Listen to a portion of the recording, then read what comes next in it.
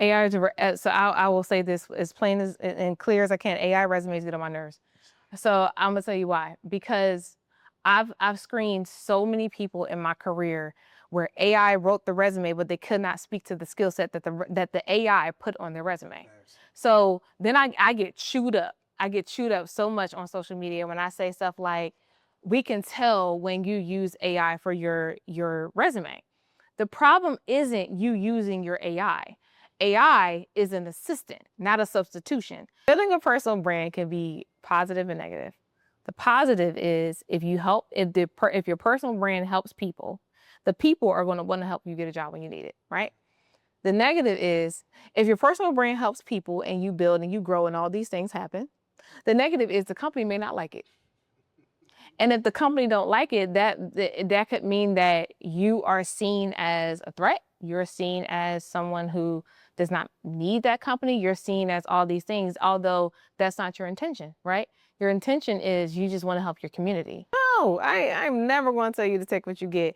I'm the person who say know your worth and then add taxes for shipping and handling. Okay. Know your worth and then add taxes for shipping and handling because you shipped and handled your worth. So then you got to add taxes because you got to pay taxes at this point. Look, you probably have a security plus, maybe even a security clearance, but nobody taught you how to write poems, or how to test a security control, or submit an ATO package. I'm Chris Okpala. A few years ago, I was in your shoes, qualified on paper, but completely lost when it came to RMF. I had the degree, I had the certs, I had the drive, and when somebody said how to test the AC2 control or validate STIG findings, I had no clue what that actually looked like. Fast forward 5 years, I worked across DoD and federal agencies, led control assessments, written ATO package, and passed audits. That's why I built RMF Academy, to teach you the real world execution they don't cover in certification books. Inside, I'll show you how to write a poem and don't get bashed back. Test and validate security controls, translate tech jargon, navigate NIST 853 and RMF with confidence. If you're in IT supporting the government systems or stuck on the edge of cybersecurity, this is your way. The people who go through my training don't just get hired, they hit the ground running because they practice the work before day one. Go to rmfacademy.io and let's get to work. Welcome everybody to another edition of the Tech Woke Podcast. I am your host, Chris. I'm an information system security officer inside the GovTech space. And in today's podcast, we have a great guest. This is one guest that I used to watch back in the day to help me get into tech, help me negotiate money, figure out LinkedIn, how to find the recruiters. Her name is Chenae. Chenae has worked for some of the top companies as a recruiter. She's a JD. She also is a TEDx speaker. And with further ado, yeah, Chenae, how you doing? Good. How are you? It's great. I'm excited about this podcast. As you know, I've been to a lot of these conferences. I've seen you at the conferences. I've seen you at, what was the last one we was at? Diversitech. Diversitech. I've seen you at Thanksgiving. Shout out to Diversitech. Shout out to Thanksgiving. But you do a lot of great work. You help a lot of people. The one thing I've learned talking to you, you're a very genuine person and you truly speak what's on your mind. And you know me, I love people. I hang out with most people that speak what's on their mind. So appreciate you for coming on the podcast. Thank you for having me. I appreciate it. I got to speak with mine. I don't know. Everybody say like it's your delivery, it's your tone. Yes. Normally it's my face. My face need to be delivered most of the time. My facial expressions, how I react, how, certain things that I say, and when I'm listening to people, and sometimes my face is saying it all. So I just decided to say what's on my face. Yeah, hey, it goes around. I've seen you built up big audiences. On LinkedIn, you got like 100,000 right now on 134, 634, something like that. It's resonating. Instagram, 10,000. You're growing. You're speaking at 15. Yeah, 15. It's a subtle flex, Just a little bit. Yeah, that's a little bit. But we're gonna go straight into it. The people know who you are, so we're just gonna go straight into the comment. Let's do it. Right now, it's hard to get jobs. It's hard for me to get jobs. It's hard for other people trying to get, especially in the tech space. Where the jobs at?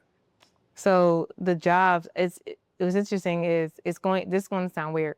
Me saying the jobs are everywhere, but also there are jobs that are not attainable because there are jobs from companies that we don't know exist. So right now I'm a go-to-market recruiter now, recruiting now for tech sales.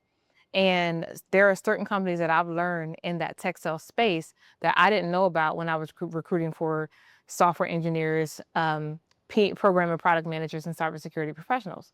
So I'm going to say they are everywhere and nowhere at the same time. Everywhere because they are out there, but nowhere because we don't really know where they are and what companies are hiring or even what companies are existing. I preach a lot about, we look at the Microsofts and the Amazons and the Googles and the Apples and all the big companies in the world, and I think that's great, but we also neglect very small companies that are prominent startup companies, medium-sized companies. We all go to those enterprise companies, and most of the time those cultures are not culturally fit for a lot of us who really want to make great careers. No, I understand. Like, so I work in the GovTech space, right? I know where you're working at.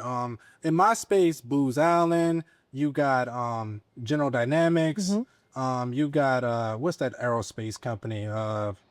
I forgot. You got Boeing. you got Boeing, you got BAE. So when in my space, I'm almost like those are the only companies you can work for. So I've been getting educated with people. So what I've been doing is finding where the money goes, Sure. and then I look up the companies that's winning. Is that a is and I've been finding companies like a Diligent Sure. or a Scale AI. Sure. So is that what you mean by finding these companies? Like you just kind of find where they at? So what I mean is you have to think about so this is what I've taught, and I've taught this on many podcasts. So I'll bring this to yours. So every company, for those of you who, under the sound of my voice, every big company that we see, right? Dell, Adobe, Salesforce, Microsoft, Google, Amazon, Apple, Samsung, and all the other companies, 8 that I can think of off the top of my head. All of them have really big networks, really prominent people that work for those companies, right? All the main things that those companies have in common are they are what that we call parent or holding companies, right?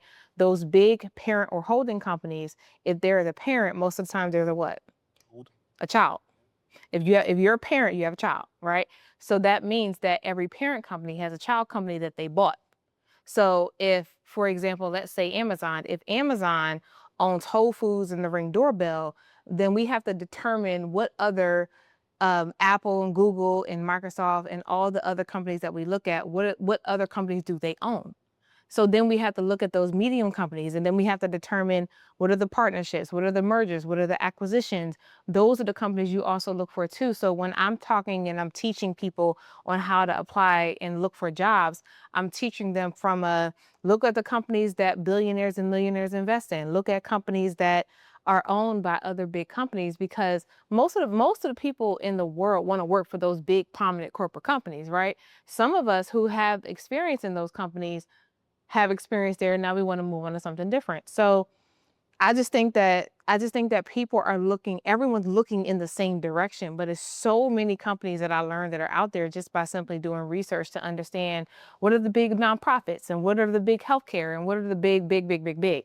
So to your point, GovTech can be, I guess, compartmentalizing when it comes to skill set, but you have to remember every big tech company has a federal contract, which means we need people who have clearances. We need people who understand federal contracts. Not all of us understand federal contracts. So if you work in the GovTech space, it doesn't mean that if you come into a smaller company, you still won't be in GovTech, because there are many other companies who have those federal contracts that depend on your skill set to continue those federal contracts. Now I love how you broke that down because most people think, even I used to be one sided. Like a year ago, I used to be one sided. I'm like, oh, just booze. Like even for example, booze. If you look up booze, they have so many contracts. Mhm. They have so many smaller contracts. They own so many companies that you wouldn't even. They kind of run the whole government space. Mhm. Same thing with Accenture. Same thing with General Dynamics. So you gotta find who are they tied to. So right now I have a contract with, so I'm on a recruiting contract with Palo Alto Networks. Okay, follow. Palo Alto is a major cybersecurity player in the industry, right?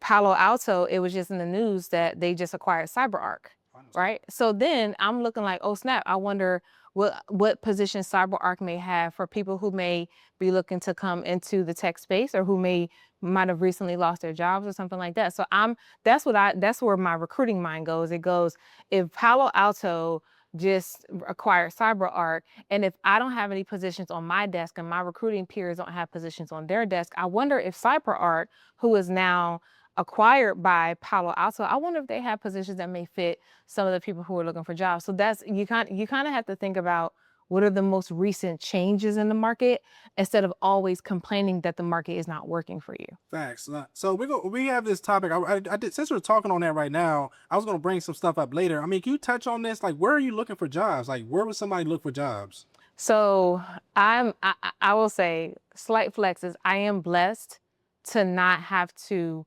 constantly look for jobs because I help so many people, right? So when I separated from my last company, it didn't take me long to find the contract because my entire LinkedIn community said, Recruiter Cousin has helped so many different people. Now let's come together to help her.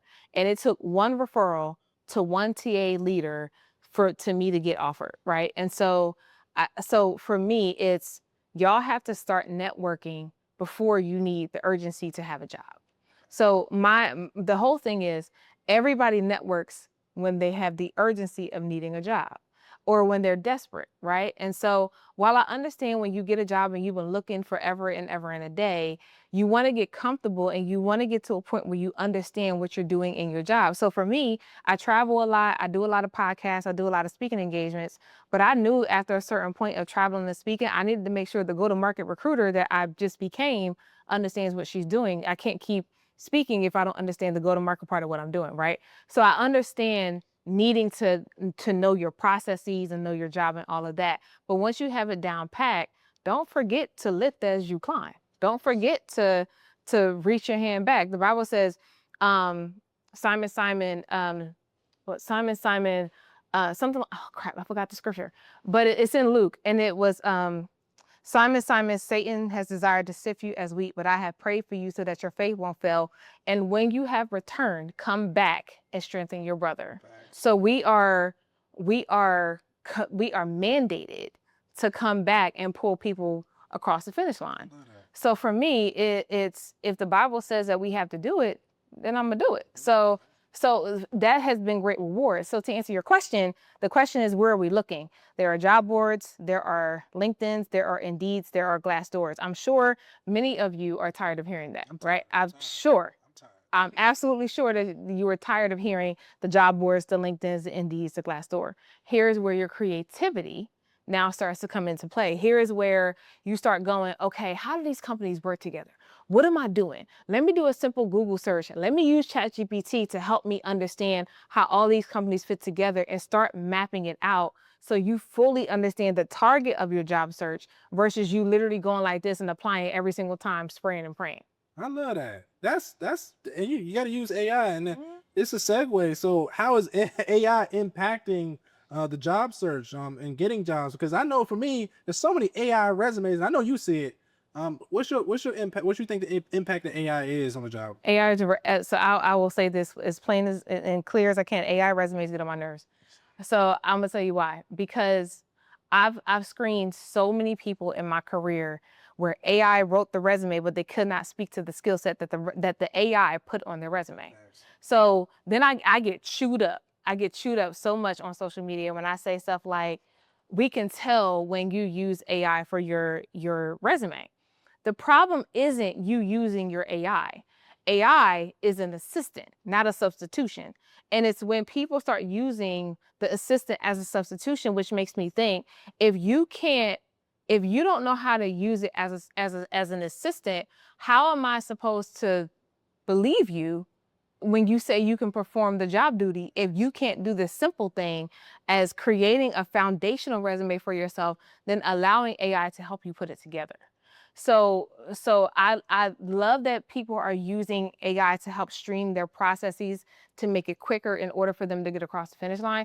The problem becomes when they get too lazy to do it and AI does it for them. So for example, I'll never give you a rule without a law school general rule. Apply the rule. So here's the application. So you have LinkedIn. If you all go on your LinkedIn's, you know LinkedIn generates an AI generated message when you're sending a DM. There have been so many times that I have gotten this message. Hi, Chenae, my name is so-and-so. I'm looking to come to Microsoft. I love all of the work that you're doing at Microsoft, and I'm looking to get into Microsoft soon. This morning, I sent somebody a screenshot, and I said, my end date at Microsoft was February 2025. That lets me know you didn't look at my profile. That lets me know you didn't even do the basic research to determine if I'm still even there. if I can even help you in that aspect, right? So then I'll follow up and go, who wrote this? Did AI write this or did you write this?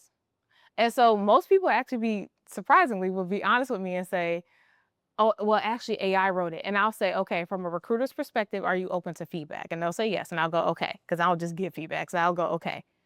If you do that to me or any other recruiter, how, for those of us who are building relationships with our hiring managers, how are we supposed to sell your skill set when we know you use AI to even talk to us?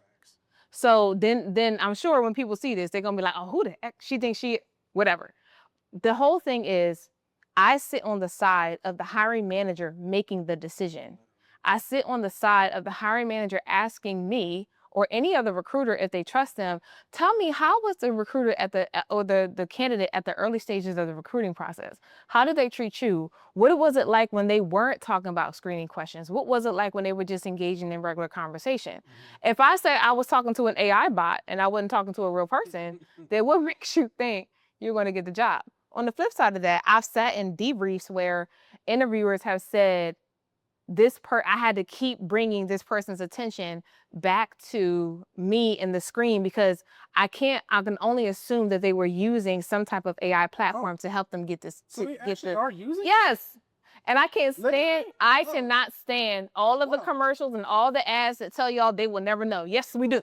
You can see the eyes, right? Yes, we do. We know. And we know because you can't speak to it by yourself. And we can tell when your eyes shift and your body language is different and you're moving in different directions and all of that.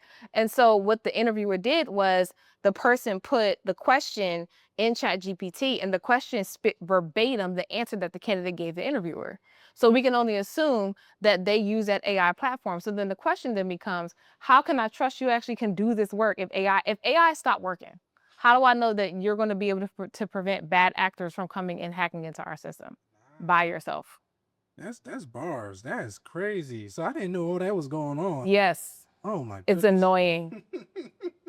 Okay, you see, you can use AI in a negative way. You can use it with the resumes, the responses. And I actually did want to touch on that too. Like, even with me, when I reach out to people like yourself, I literally talk to you like I'm talking to you right now. Like, that's how I get people. Or I'm like, oh, I saw, I study everybody. Like you did in TEDx, you got these. And people like that when you can say little topics that they did. Even this guy I'm talking to now is an AI guy. I'm like, oh, you were this, you were that, and then it draws people in. So you got to be more personable. That's not going to go nowhere. So we talk about how AI can use in a negative way. What's some positives? I know you can use for fine jobs, but list some of the ones you think. So some people who book me for resume review and for me to revamp their resume. What I normally do is I take the foundation of their resume and I talk to them a little bit about what they're trying to go into.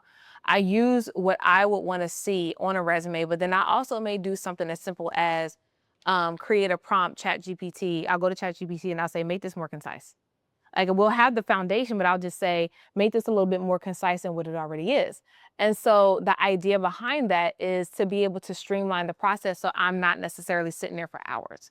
So the positivity is ChatGPT or any other AI platform that I'm using, Panda AI, so on and so forth, they're able to give me a little bit more of a faster answer versus me just sitting there for hours. Another positive thing is you can actually use ChatGPT to job search. So you can literally write the prompt and say, because I've done this, you can say something like, tell me the top 5 companies that are hiring for, I don't know, channel sales. Or tell me the top 5 companies that are hiring in software engineers. Tell me the top 5 companies that are hiring in customer success. And they'll list it out. It'll give you the link to the job description. It'll give you the company. It'll give you the salary transparency statement, even before you get to the actual job description. So I have used it that way to help clients, to get them to use AI a little bit more for people who are not really interested in using AI. So it does have some positivity to it, especially when, like I asked, I needed some help with something on Amazon yesterday, and I was like, give me a step-by-step process to do this on Amazon, and they gave it to me. So I was able to follow it with no problem. So I do think that there are many positives, but I'm learning that people are using what they think is positive and is actually negative when it comes to a job interview. Yeah, because even me, I do it with a lot of research in my field. My only issue with AI now, I've been using it so much, I'm starting to forget how to spell. So I'm like, what's going on? And white with a pen, like Yeah. yeah, I see a pen now. I'm like, what is this? yeah. Like ChatGPT. Let me ask you a question too. Like this is for the audience, and I have a question too. As a recruiter, do y'all have AI detection to see if the resumes are AI? I was waiting for that And question. is it bad? I don't think we have. So I have not seen AI detection where we can say that a resume is AI generated. Okay. What I have seen though is the question is, how do I beat the applicant tracking system? I'm sure AI is helping y'all review resumes, right? There is a yes and a no to that. So the no is, I am a recruiter who literally will manually go through resumes, read them, make sure I'm hitting what I'm looking for from a profile perspective of job description and hiring manager looking for. Then on the other side of that, there are some applicant tracking systems that I've worked with that there are questions. So if you on your application, it'll say, do you have 2+ years of experience in this?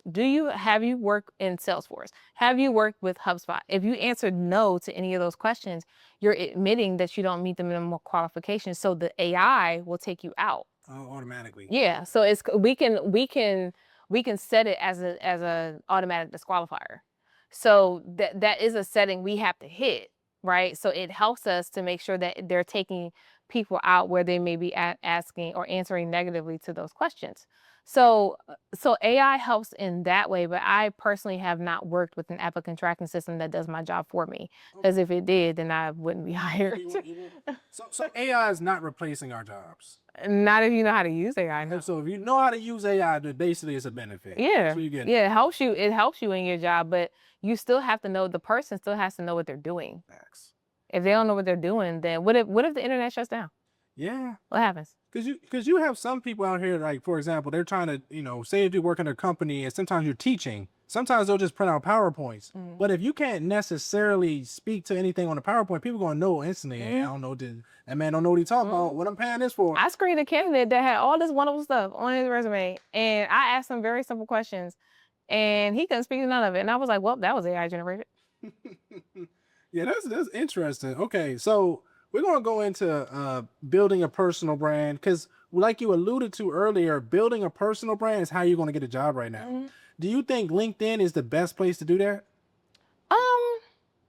That's a good question. I don't think anybody has ever asked it that way. I don't think it's the best place. I will say it's not the only place.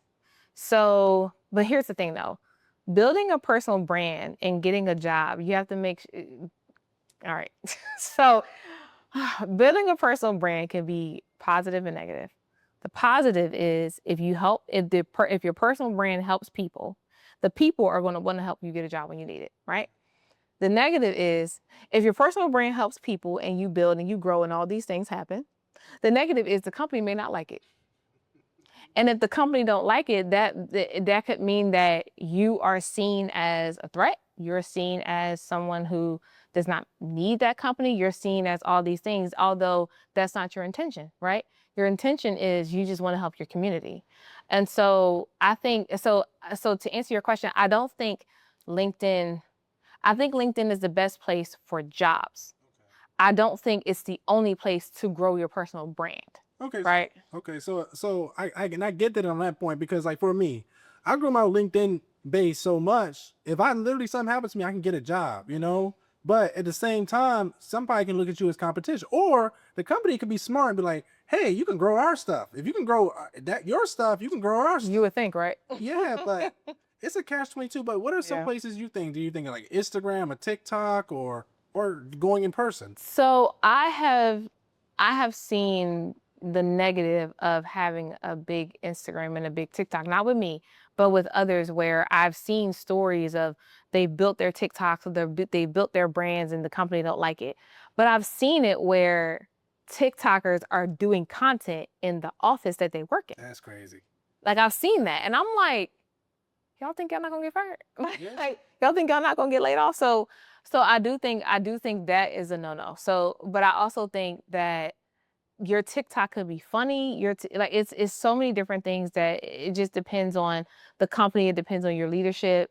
I have a great leader. I have an amazing leader right now who I just asked straight up. Like before I started, I was like, is my brand a problem? Tell me now." And I got the affirmative that it wasn't. And so I was like, okay, well, as long as I get my job done and I'm not doing anything for my brand that's taking away from my actual day job, we should be all right. So I think so if you all want to build a personal brand, there's a pro and a con to that. The pro is you get brand deals and you get all these different things, but you have to make sure that those brand deals are not directly conflicting with the policies and the standards and procedures outlined by your company. So that is on you. On the other hand, the flip side of that is your company can then see you as you are not 100% for that company and you want to be an individual and we don't need people who are individuals. So you just have to weigh your options on what you think is best for you. Yeah, because even with me, like, I'm speaking at a GovTechCon. Mhm. I let my employer know. I Shout out to said, Bees. yeah, I shout love out to her. Bees. Shout out to Bees. Shout out to Simone Bees. Yeah, she actually came on. I'm Okay. happy that she came on. But I'm speaking there. So I went up to my manager. I said, listen, I'm speaking here. Is this a problem? I said, you good, Chris? Actually, he was excited. He said, actually make the company look good. So I'm like, hey, as long as it make it look good, the work getting done. And, you know, some people are not always like that. But shout out to my company. But do you think like making your company private, do you think that would help out better? Say it again. Like making it private, just not making it known. Like That you're speaking? Oh, where you work at? Yeah, So it's hard for me because I'm a recruiter. So I have to promote the company for people to want to come work for the company, right? When I was in big tech, I learned many people said that I didn't believe that I could work in big tech until I saw you. And I've had many messages like that, many comments like that, where they will go, "Chenae, you're literally yourself." And I would be like, well, I get what you're saying, but I don't know how else to be. And so I walked into big tech with natural hair from a Black community. Shout out to Camden, New Jersey, from a Black community. Went to 2 Black schools. I'm a part of a Black sorority, Delta Sigma Theta Sorority Incorporated, and I'm real Black in tech. Like I don't know how else to be, right? And so I just think that people have to know that being all of that and being very convicted in yourself, that comes at a cost. So I always tell people, and this is if you all don't take anything else from what I say today, just know that having the brand that I have, or Get Me Higher Christy, or Simone Bees, or Cyrus with Tech is a New Black, or even you, right? And any of us who have personal brands and who are standing up for ourselves in our community, being Black in corporate America and standing up for yourself comes at a cost. You have to decide if that's a cost you can afford.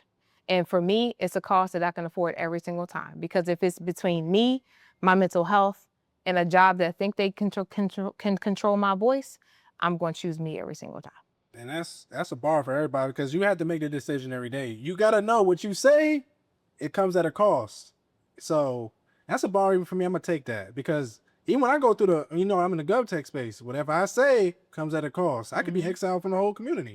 So whatever you want to do, make sure you can count the cost though. As long as you have great leadership that supports you. I have a great leader that supports me. This man is heaven sent.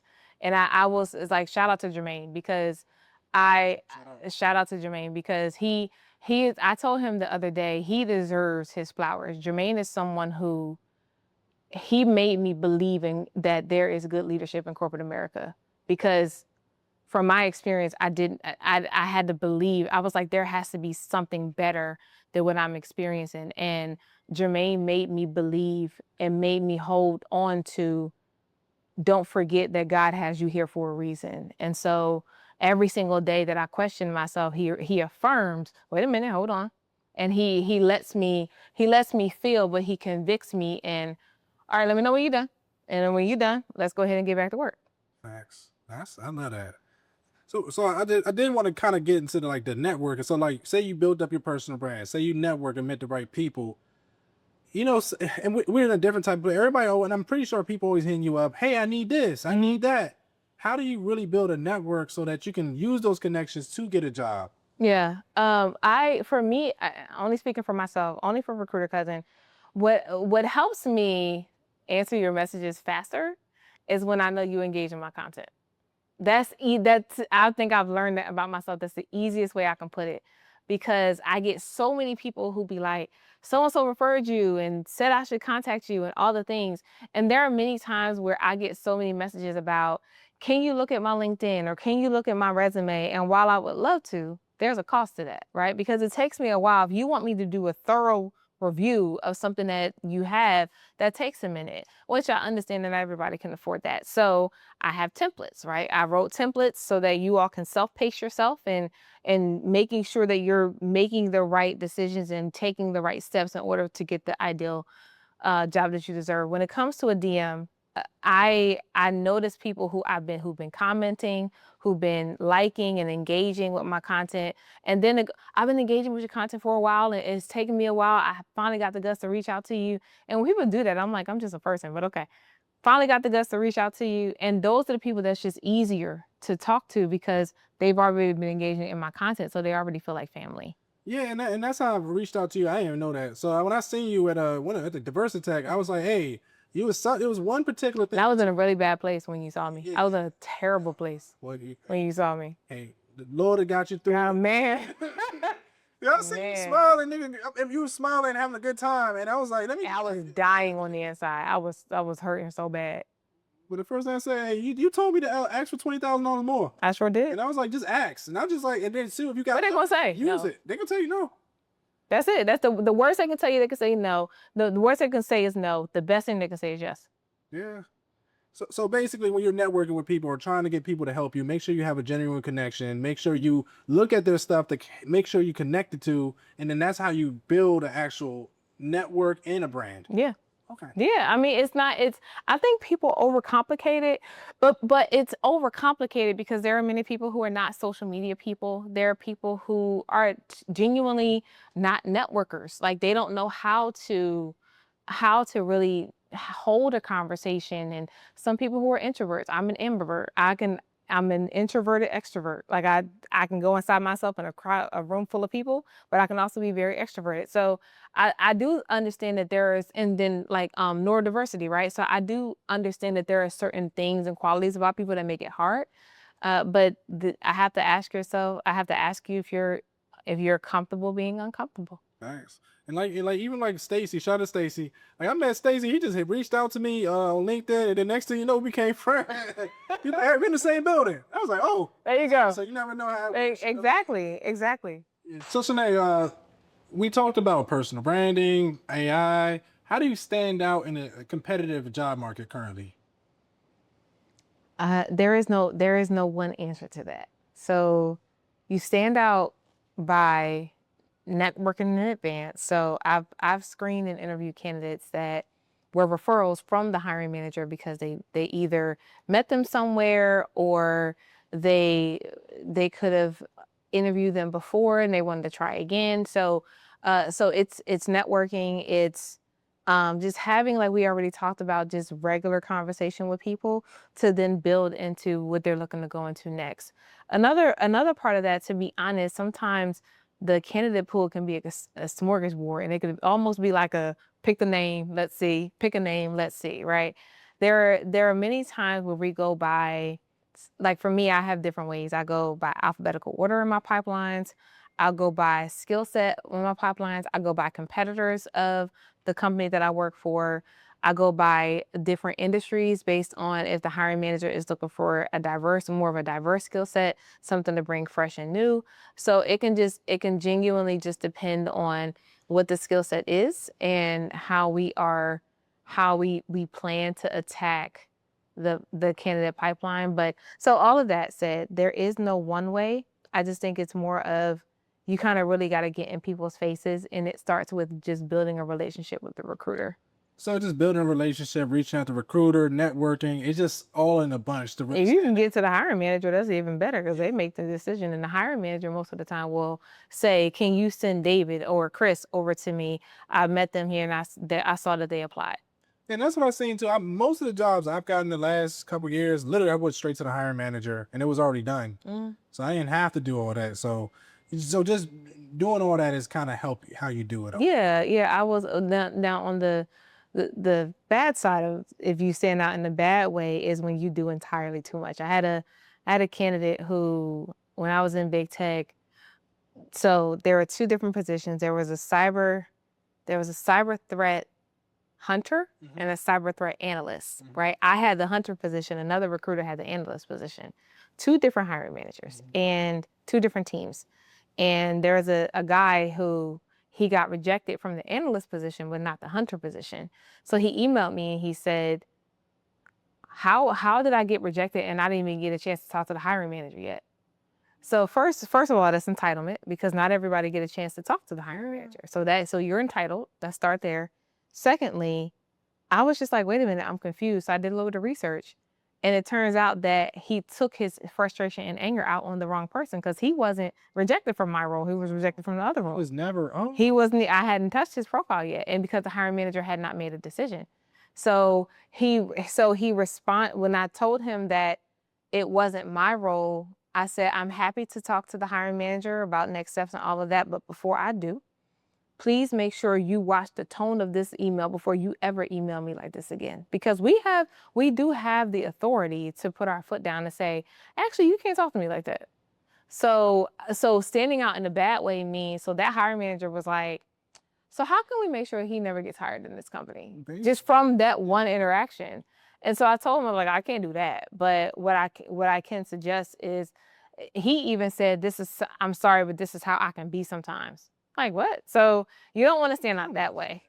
Like, you don't want to stand out that way. Sometimes. He admitted it. And he was like, and so I was like, you don't want to stand out that way. But you do want to make sure you're making a lasting impression on the hiring manager or the recruiter as much as possible. And that may just take time and times of trying until you get on the recruiter's radar. Okay, that's good. So just make sure you humble yourself when talking to recruiters, and even if you reject it, just still be nice. Yeah, and I'm the recruiter who will tell you why you rejected. I schedule interview feedback sessions with every single person that I've talked to that I had to reject. Every single one if they want one. So should you follow up to the recruiters? I would think so. I would think you should keep that relationship going, because the recruiter is also possibly putting you in a pipeline and presenting you to the hiring manager behind the scenes before a position even pops up. So there are many times where I've worked with candidates where I will send them I'll send their resume over to the hiring manager before a position even gets approved, just to see if this is the person they would talk to. Now, I'm not going to tell you that I'm going to do it until I get a yes from the hiring manager to not get your hopes up. But you want to keep that relationship, because if you don't know, the good recruiters, you don't know what we're doing behind the scenes to make sure you get in front of the right person. So say, for example, you're on LinkedIn, because you're spinning my head. Like, say if you're trying to work for OpenAI, right? And I see all these OpenAI recruiters. Do you reach out to them to build a rapport, or do you lay that? I would. So I had a role recently in sales, and I had a guy who ended up not getting the position, but he got on me and the hiring manager's radar because he reached out to both of us in a DM on our LinkedIn's. After I posted the role on my LinkedIn, he sent me a connection request in the DM, and he sent a connection request in DM to the hiring leader. And so while the hiring leader either might or might not have said that they were the hiring leader, he still looked up who may be as a leader in that area that he wanted to go into. And so he just happened to get to the right person. And so even if it's not the right person, if there is a role and the person the candidate took the opportunity to find that person who may be the decision maker, that decision maker or the peer may reach out and say, hey, this person reached out to me, just wanted to pass them along. It happens all the time. Okay, so investing in LinkedIn, what's that? The Premium? Yeah, we get that premium. Either that or do that free trial. And the free trial for a month. Do that free trial. Let me tell you a trick though. On LinkedIn, if you get the premium or the sales navigator, if you cancel, they're gonna hit you with the half price for 2 months. Oh wow. So that's what I do. And I got 59 for the next 2 months. Oh wow. Yeah. That's dope. That's a little trick I do. I love it. That's dope. I'm cheap. That's dope. Everybody cheap at this point. Ain't nothing wrong with that. Preserve your money. Yeah, you gotta save it. Hey, trust me. They get me right, So like back to the salary. So we're gonna go stream into salary negotiations too. The way the economy is, people are scared to negotiate salaries now. Should we? We should Yeah. just take what we get. No, I'm never going to tell you to take what you get. I am the person who say know your worth and then add taxes for shipping and handling. Oh, okay. Know your worth and then add taxes for shipping and handling because you shipped and handled your worth. So then you got to add taxes because you got to pay taxes at this point. So absolutely you should negotiate. You should never settle for if you're being lowballed. You should never settle for if someone makes you that initial offer. You should never accept the first offer. My husband got the free game because he listens to me when I'm yelling at my clients most of the time. Yeah, He literally negotiated up. Him and I used to work for Duke Health, and when we both left healthcare, I think he negotiated up by now, maybe like close to $40,000. Oh, that's good. Since he left healthcare. Dang. So, I mean, he's really good at it, and he's really good at it because of all of the things that I tell my candidates to make sure that he understands. Because I have this thing where if I help everybody negotiate around me, but I can't help my husband, I ain't doing nothing. If I can't help my family, I ain't doing nothing, right? And so I do think you all should negotiate. You should never take the first offer. I can't tell y'all how many people I've lost to competition because either I couldn't meet the salary expectation or they'll literally interview with all these different companies and then they'll take the offer, come to me and go, all right, here are my offers. What you got? Yeah, because let me give you an example back in the day. So I was negotiating for a role, and I knew they didn't have nobody to do this role. It would cost them a lot to train somebody. So I said I want a certain price, and I'm like, and then the lady was like, well, back in the day, you only wanted like 80,000 or you wanted 90,000, but why do you want all this now? I'm like, Because it ain't back in the day no more. This ain't back in the day no more. Yes, The economy different. So I told her that and then they had no choice, you know. But let me ask you a question. Say if a role says like 100,000, right? And they say this is the max. I was told they always got like 20 to 40,000 more. Is that true? I knew you was gonna ask that. That is your favorite question. Okay, so I'm gonna try to answer this without getting in trouble. Jermaine, I promise I'm not gonna get in trouble. So if the recruiter or hiring manager is open to going higher than what the salary transparency statement says on the job description, that most likely means there are additional approvals that have to happen behind the scenes in order for us to be able to offer you that, right? And so in addition to that, though, it also means that if the job description says 100K, but I can actually offer you up to 130, and let's say your merit increase every year is 5%, you're going to get to your merit increase quicker, and you're going to get to the max with your merit increase quicker if I offer you higher. So that means that if you get to the max of the level that you're at quicker, you can't make any more money. So I always tell people don't go for the max because then you're going to feel like I'm not making no more money if I'm not being promoted. And then a promotion is not always guaranteed within a certain amount of time. So you're setting yourself up to be disgruntled and you're setting yourself up for failure. So I will say there are instances, yes, but those instances have to be approved by higher leadership that may not always get approved. So in general, like I understand, like you're negotiating, you're trying to get more money. And I understand, like, if you were asking for more money, like, say, for example, I was telling you about 100,000, asking for 40,000 more. Should you only ask if you're qualified, or should you ask if you're just getting in? You should ask if you're qualified. Yeah, it has to make, if you ask for more money, it gotta make sense. Like, it has to make sense.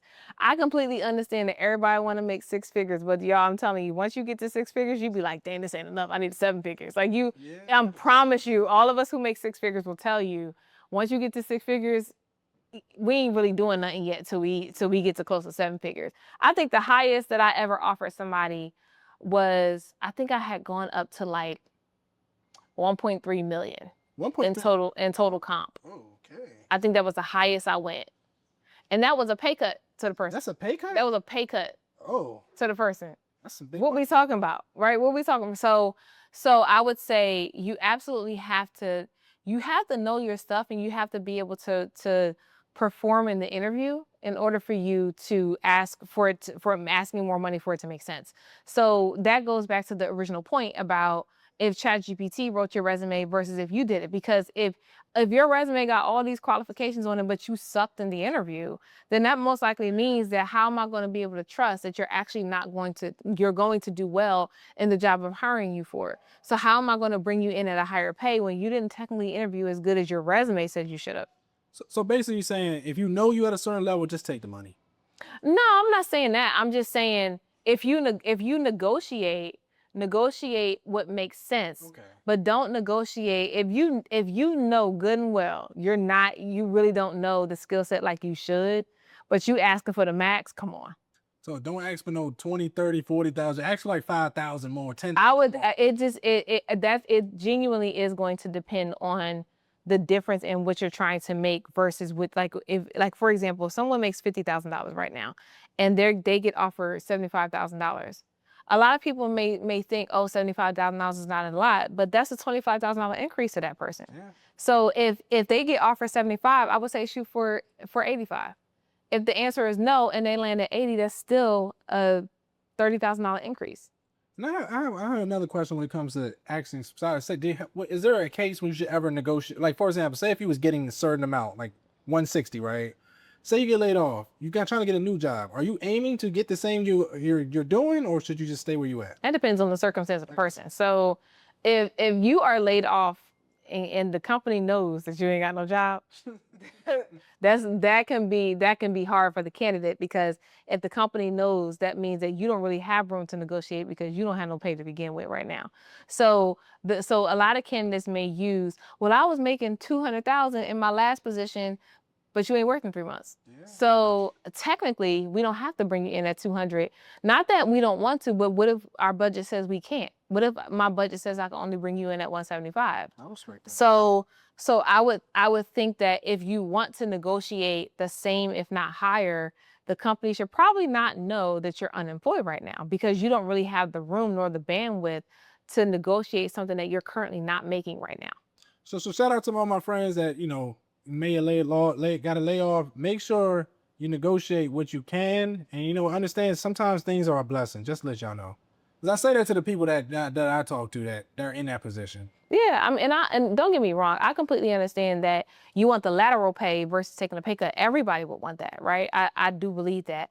There comes a point though where I'm a realist, and there comes a point where if you want 200K, cool. But if ain't nobody offering you 200K and you got bills to pay and I'm offering you 150, you gonna turn down 150? Now, let me tell you something. I was making like 75 alone. I got laid off. It was I think it was a budget still in the government space. So you know where I went? I went to Giant, and I literally was a cashier, making like what? I was a Lyft driver. Yeah, ain't nothing wrong with that. Do what I gotta do. You gotta do if you got if I got a phone bill that I gotta pay, if I gotta pay utilities, I'm not complaining about the fact that I got offered a certain amount. Now, don't get me wrong. When I was no longer with my last company, there were job applications I wouldn't apply to because they were just too low. So I understand that I said the difference of 200 and 150 as an example, but I also understand that's a $50,000 pay cut. Yeah. I get it, right? I get it. But what if that is the only offer that you can get and nobody else is offering you anything because the job market is just that bad, which is the climate that we're in now, right? So you gonna turn down $150,000 because your ego says that you made 200K? Yeah. So you gonna turn that down and not pay a bill? Like that, to me, that makes no sense. Yeah, I like that you're logical. So I did wanted to talk too on this. There's a lot of newcomers coming into the field. There's a lot of newcomers that see 6-figure this, 7 figures that, or they can live on a beach, and there's nothing wrong. You can't do that in the tech industry. What would you tell for a newcomer that's trying to get into the industry that's building their skills? I think that depends on where they're going. So a lot of people say that tech sales is the easiest way to get into tech. So this very unpopular answer. I understand that if you chew me up, I completely get it, but whatever. So unpopular answer is you don't need a degree to make a lot of money. I'm sorry, popular answer. You don't need a degree to make a lot of money. Correct, you don't. Unpopular answer. You're still competing with people who have degrees who want to make a lot of money, right? So I do not believe that you need a degree to make be a millionaire. There are many crazy people in the world who are millionaires. So and billionaires. So I get it. You got 2 of them. So I even go there because we might get shot down somewhere. So all of that said, I completely I am of the understanding that you do not need a degree from someone who has 2 degrees. You do not need a degree to make a lot of money. Totally get it. The being realistic though, you are competing with people. So let's say, for example, There are many people who go to boot camps who want to be software engineers. And there are many people who go, well, I can't get into big tech, or I can't get into this type of company because they won't look at my skill set. And I'll weigh it and I'll go, yeah, your boot camp computer science degree. Yeah, absolutely. They're not going to look at it because they're going to pick the computer science degree every single time. And part of that is because while boot camps are really helpful, computer science degrees help with a certain foundational skill set that a certain company or type of company may look for that a boot camp may not cover. So one of the examples was shout out to Black Men in Tech. I was doing a Shout out to them. a session with Ben and Cam and a few of the men over there. And one of the attendees and one of the monthly members, he said he's done 3 boot camps. And I was like, you did 3? So I asked him, I said, you've done 3 boot camps, but have you ever learned system design? And he was like, what's that? And I said, see, that's why you need a degree. I said, because a boot camp should understand that if in order for you to stand out, you have to know how to design a system. If they've never taken you through the system design and understanding that, and they just teach you coding, they're doing you a great disservice. So I said, of 3 boot camps that you've done, you've never learned system design. And he said, no. And I said, and that's why people go to get computer science degrees, because I've recruited for software engineers who, if hiring managers and partners would say, if they can't do system design, we're not hiring them. I got you. So sometimes they're looking for specifics. And then also, too, does it show that you can do something for a long time? I think so. Because so one of my hiring managers in big tech, great guy. One of my favorite hiring managers I worked with. He said, I am not always looking for a degree or a certain type of degree, which is why I understand you don't need a degree to be successful.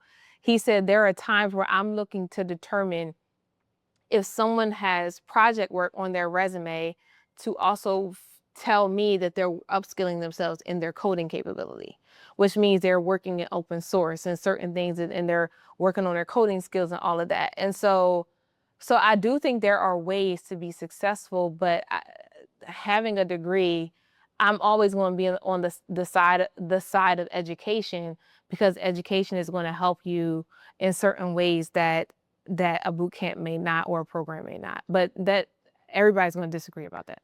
Yeah, and then one thing I wanted to touch on for the new people getting in tech, a lot of people think you got to work for the big companies like the Fangs of the world.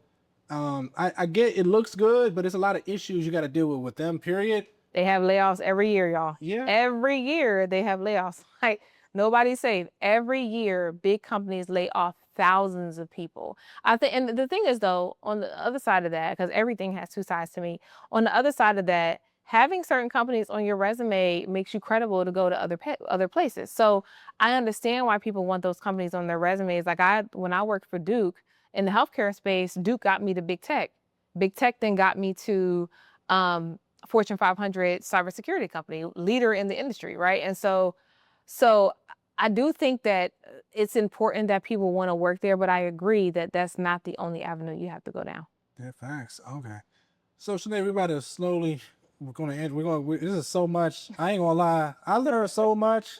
Like, you could take a whole course, and I ain't gonna lie. Some of these probably take one. Yeah. Yeah, you don't have one? I should probably start to take one. Trust me. You don't have one? So tell me, like, I know you have a business also. Where can the audience find your business, and talk about your brand? Yeah, so on Instagram, at Recruiter Cousin, very simple. On LinkedIn, I am Chenae Erkerd, Chenae. Last name is Erkerd, Erkerd. So most people call me Recruiter Cousin. My family and friends call me Chenae or Nay. So that's why my first and last name is on my LinkedIn. YouTube is Recruiter Cousin. TikTok is Recruiter Cousin. I never give out my Facebook because that's genuinely family and friends. So those are the places you can find me. You can also go to my website, Recruiter Cuz. So recruiter and then Cuz is COUS.com. And I have templates on all over the place. Like, if you send me a DM, or if you go to my bio on my Instagram, you'll find my templates. I helped a lot of job seekers. I'm probably close to 500 now at this point.